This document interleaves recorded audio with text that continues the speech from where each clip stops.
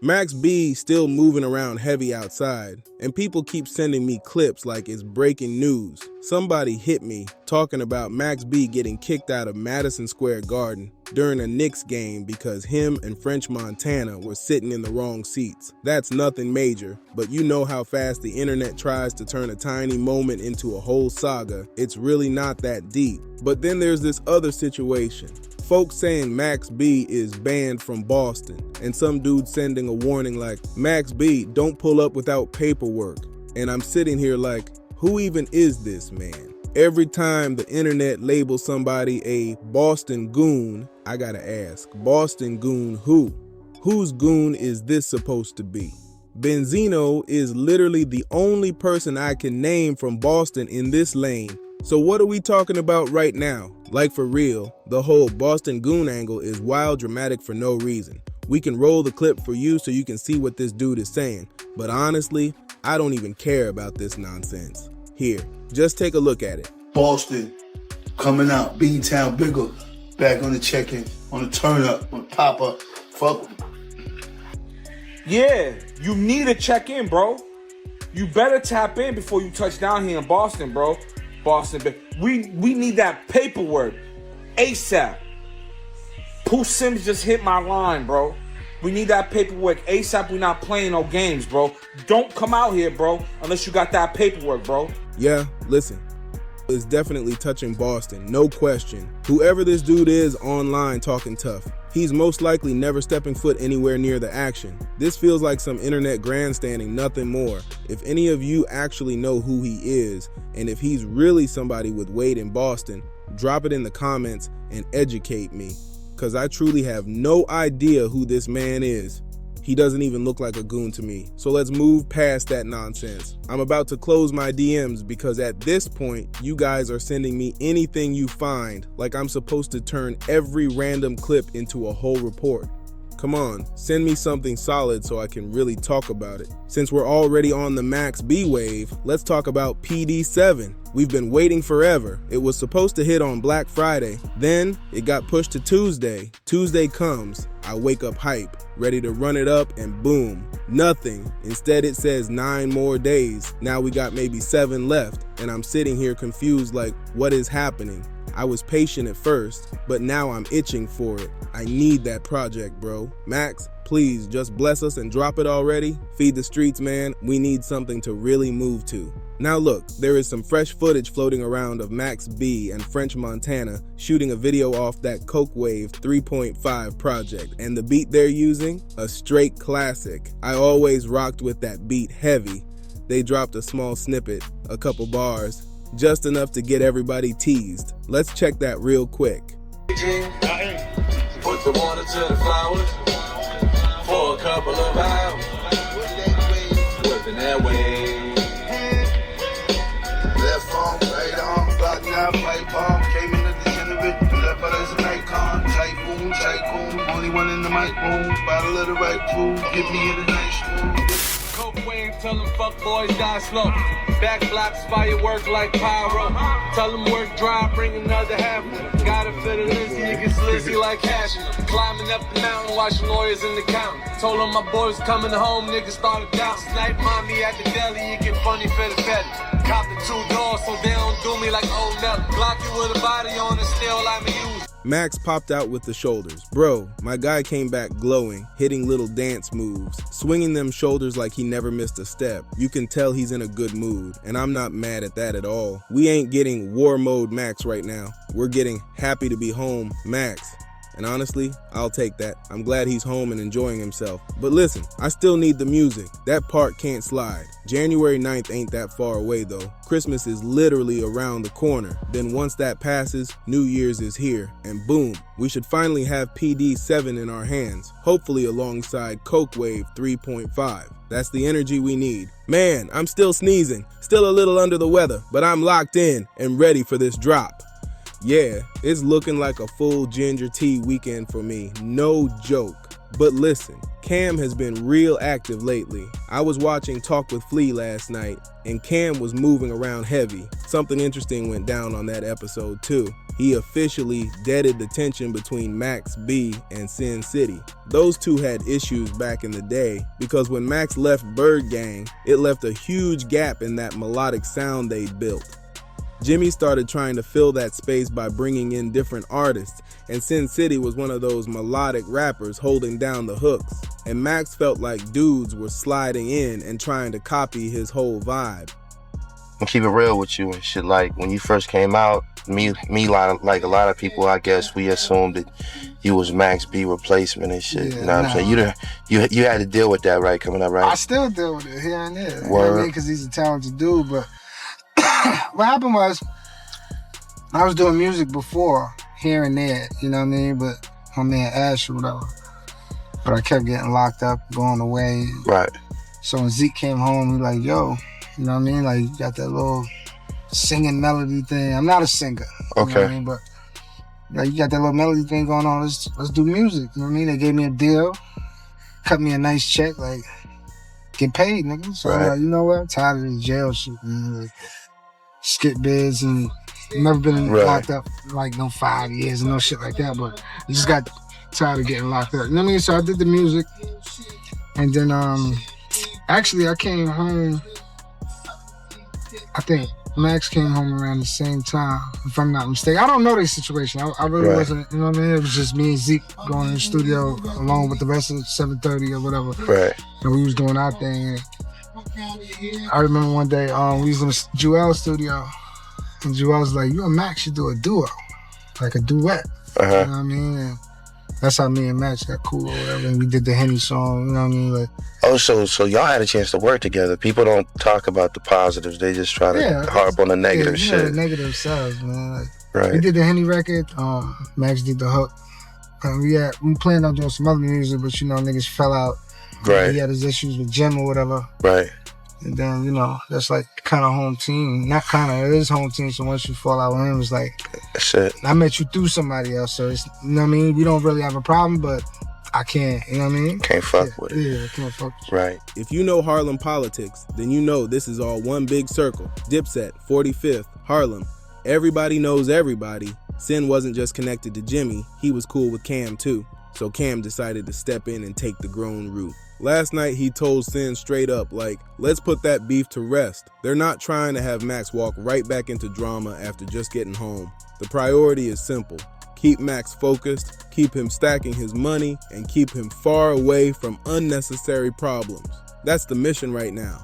To be honest with you, you know, just clearing the air, you know, for fans that's older fans and know all of us and know a little bit of history about what used to go on in the past, which I don't really bring up.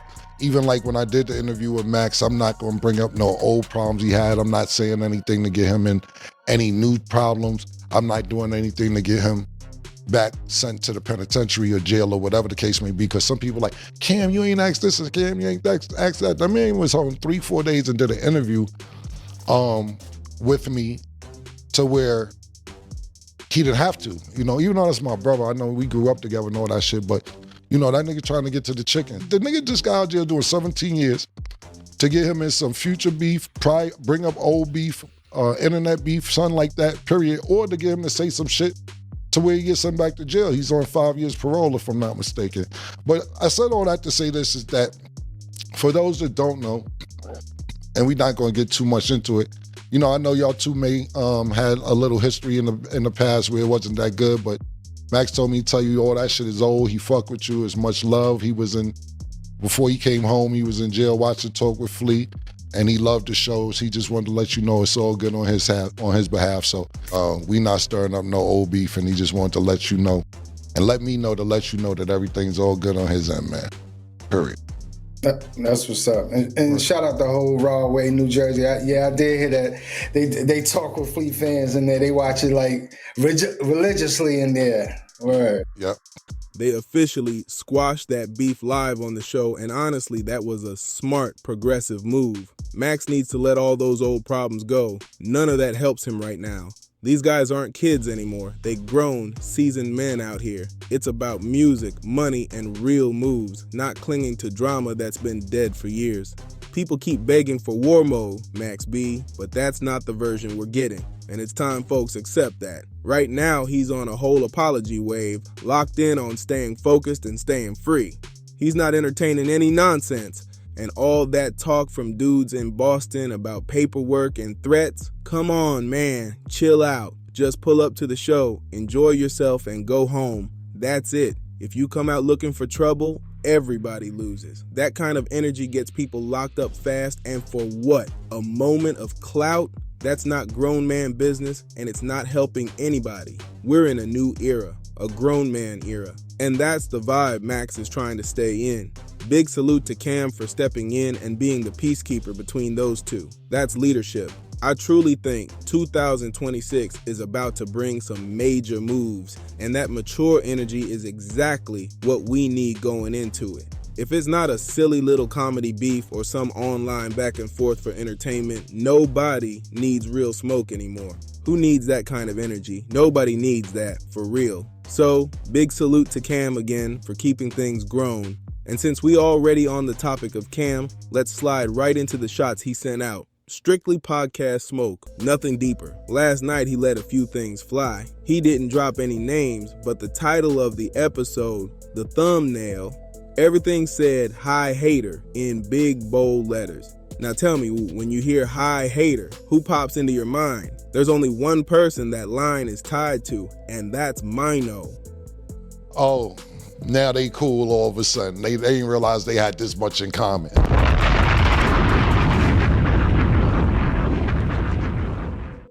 What y'all bitches got in common? Y'all ain't got nothing in common. Y'all Want niggas your don't... attention, man. Huh? He wants your attention. I'm giving it to him for the 5 minutes. I gave him the 5 minutes. I just gave him they 5 minutes. They got it, man. They got it. I'm not going to say nothing else about it. Because when I see it, I promise you, like I say, I paused it, but it's just like a little bit. Look at these niggas. Yo, I swear to God, just be laughing. So it's pretty clear Cam was firing at the Let's Rap About It podcast. According to him, those dudes don't even know each other like that. They got nothing in common, no real history, nothing. They just linked up for a show because they all got the same dislike for Cam. They don't know them days I was stooped up and pitching. All them hot summers I was cooped up in the kitchen. When it came to grams, it was 90 out fried. 350 on the stove and it's 90 out. Nah, Cam was talking. That's what he's implying, and he wasn't holding back at all. This is straight podcast level tension. Nothing street, nothing wild. Just content world back and forth. Now, I never heard of any real beef between Fab and Cam, so if there is something in the history books, y'all gotta school me in the comments. You ever wonder how you met Maino? Ask him how you met Maino. Maino gonna downplay because they cool now. He tried to press Maino one day because Maino first came out. He had a little record dissing the rappers. I don't know he's dissing, he said his name. So Jim Plus see Maino one day and was like, yo, what's up with all that saying my name? Maino said, who the you talking to? Oh, you think I wanted that you out your motherfucking mind? Now they the lobby. Every that do something to put pressure on you, you sit there and work it out. But when got a little genuine heart for you and all that, cool, that's the pattern. All right, so what happened when So the song he's talking about is a song that put me in the game. It was a song called Rumors, where I was talking about all the rumors in the industry. So just for clarity purposes. And the thing about that is that I mentioned him in the song. I ain't mentioned Jimmy. I love when people I don't fuck with, or maybe they don't fuck with me, either however you want to word it. They don't fuck with you don't fuck with them. Niggas, bitches, whatever. They don't even really know each other that well, and they team up and start hanging out because the only denominator is they don't like you. So they start hanging out and they start being with each other, and you know, and when you see this shit, you be like, y'all two niggas and y'all two bitches. Or y'all 3-4 bitches. Same with Dave East. I've never seen Cam and Dave have any type of real issue, and as for Maino, I didn't think they had problems either. In fact, I remember Cam saying there was a time when Maino was pressing Jimmy. because Jimmy had stepped to him over something Maino said in an early track, like he might have mentioned Dipset or maybe even Cam's name. So now I'm curious, because if there's actual tension there, I must have missed it. Let's dig into the history a bit, because clearly something was brewing. Cam definitely had some sharp words for those guys last night, so let's roll the clip. Y'all only hanging out because I'm the common denominator. And I love it because it looks stupid. And it looks dumb. Y'all niggas all be looking stupid because y'all know shit about each other. That whole segment had the energy of, yeah, I smell smoke in the air. I had no idea Jimmy had checked Maino on behalf of Cam back then. There's always so much happening behind the scenes, and half the time we only catch the leftovers. But here we are now. Shots fired, subtext loud, and one thing's guaranteed: Maino is going to respond. Maino does not duck any type of smoke, especially when his name is floating around like that. I'm locked in and waiting for the next episode just to see how he answers this. I'm going to keep it all the way honest about the Let's Rap About It podcast. At first, I really thought it wasn't going to amount to much outside of Maino's energy, because Maino's personality is the motor that keeps that whole thing running. Fab is laid back, cool, more of the fashion guy. Dave East brings that younger perspective. Not a young kid, but younger compared to the rest of them. His angle is different, more artist-driven. But Maino, he's the character, the spark, the one carrying that show on his back. And Jim is the boss behind the scenes since it's his spot, but Maino is the face of the energy. And I think Killer sees that momentum building, and maybe he feels a little pressure from it. Because let's be real, Cam treats the podcast lane like his turf. He helped set the tone with that street comedy storytelling style. And now he sees Maino creeping up right next to him in the same space. Put it in the comment section. That can definitely create some static. And yeah, there's smoke there, you can feel it. But if they keep it strictly podcast level and not street level, this could be straight comedy gold. These two are elite with the verbal jabs, masters of snapping back and forth. Watching Cam and Maino go at each other in a content-only back and forth, I'm not gonna lie, I'm here for it. Keep it clean, keep it fun, keep it on camera. The 4 Unks pod. This is like the 4 Unks pod. Like, I rock with, I kind of like this pod. I'm kind of realizing, like, I thought this would be more madness and chaos. I want to say I like Maino, Dave East. I don't know if Dave East is an Unk, but definitely everybody else is. Fabulous, Maino, and Jim. Unks. It's cool. And by the way, Unks is a cool But, yeah, they got a good funny pod, man. And that could be some of the best entertainment all year. And since we already talking about Maino, let me show you exactly why he never ducks any smoke. It's like, I ain't even trying to roast the cast. And by the way, I love y'all guys, okay? I hope y'all look at like me talking about y'all. I hope it promotes y'all pod. I'm not hating on y'all. Yo, Jim Jones is 53, dressed like a Hawaiian, hat to the back. You know what I mean? All grayed up, but yo, come on, Jim, like you're 53. Yo, you got the cutout knee where we could see a kneecap, bro. Like, come on. Like, you at the age where you might need like one of them Patrick Ewing knee braces just to walk. Like, why are you dressed like this? Why are you dressed like a Hawaiian? Being like 49 with the headband. Like, yo, why is it wearing, yo, you know the headband is for sweat. Like, yo, Fab is on some, yo, the headband is for sweat, Fab.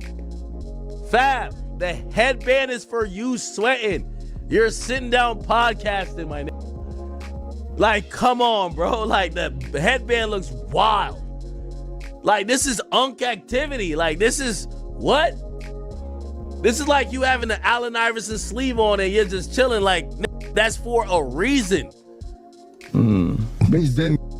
Davies just over here, man. Like, Davies just trying to do his best to aura farm. It's just not working. I love you, Davies, but come on, bro.